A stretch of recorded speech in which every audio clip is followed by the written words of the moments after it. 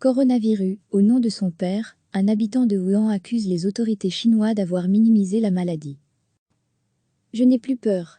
Pour avoir perdu son père au tout début de l'épidémie, un habitant de Wuhan accuse les autorités chinoises d'avoir minimisé la maladie et tardé à réagir, au prix de nombreuses vies. La métropole de 11 millions d'habitants, où le nouveau coronavirus a fait son apparition à la fin de l'an dernier, sort petit à petit de son confinement, qui doit être entièrement levé mercredi. Cherchant à faire oublier les débuts chaotiques de l'épidémie, Pékin se vante d'être parvenu à enrayer la contagion, qui s'est répandue dans le monde entier, comme une traînée de poudre. Mais pour Monsieur Zhang, la victoire en vue a un goût amer. Le quinquagénaire raconte à l'AF qu'il a accompagné son père à l'hôpital en janvier dernier, pour une opération légère, juste avant que Wuhan soit mise en quarantaine. Quelques jours plus tard, le patient décédait du Covid-19.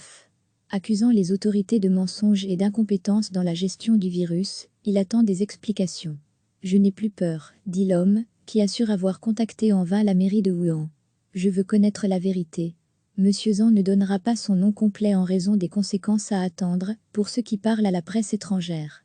À lire aussi, le point sur les hospitalisations pour cause de coronavirus ce vendredi 3 avril. Comme lui, des proches de victimes déversent leur colère sur les réseaux sociaux, accusant le régime du président Xi Jinping de sous-estimer le bilan de l'épidémie.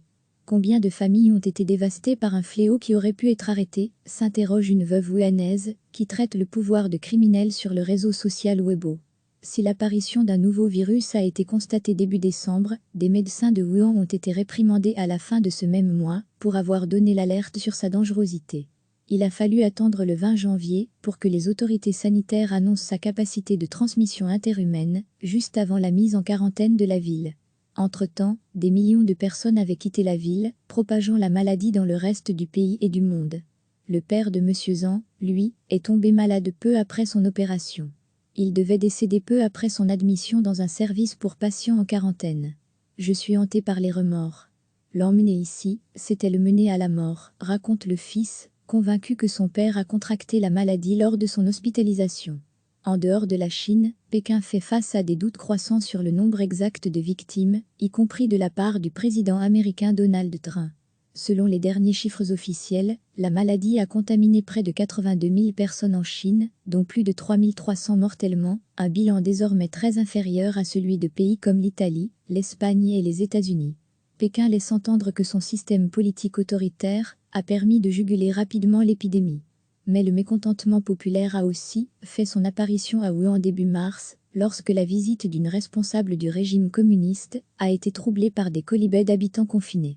Aucune enquête officielle n'a été annoncée concernant les responsabilités dans le déclenchement de la pandémie et le pouvoir s'est contenté jusqu'à présent de limoger des responsables locaux.